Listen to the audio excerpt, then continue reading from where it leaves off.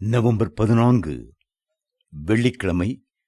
ஓடிப்போகும் சந்தோஷமும் மகிழ்ச்சியும் அடைவார்கள், சஞ்சலமும் தவிப்பும் ஓடிப்போம். ஏசாயா 35:10. கர்த்தரால் மீட்கப்பட்டவர்களை நோக்கி சந்தோஷமும் மகிழ்ச்சியும் ஓடிவரும். அதே நேரம் சஞ்சலமும் தவிப்பும் ஓடிப்போகும். சஞ்சலத்தை நீக்கக்கூடிய இயேசு கிறிஸ்துவே அந்த அற்புதத்தை உங்கள் வாழ்க்கையில் செய்கிறார். ஆதாம் ஏவாள் என்றைக்கு பாவம் செய்தார்களோ அன்று முதல்தான் பூமிக்கு சாபம் என்கிற சஞ்சலம் வந்தது. ஸ்திரீ சஞ்சலத்தோடு பிள்ளை பேற்றை சந்திக்க வேண்டியதிருந்தது. ஸ்திரீனிடத்தில் பிறந்த மனுஷன் வாழ்நாள் குறுகினவனும் சஞ்சலம் நிறைந்தவனுமாயிருக்கிறான். யோபு 14:1.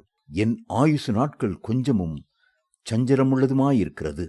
அவைகள் பரதேசிகளாய் சஞ்சரித்த என் பிதாக்களுடைய ஆயுசு நாட்களுக்கு வந்து எட்டவில்லை.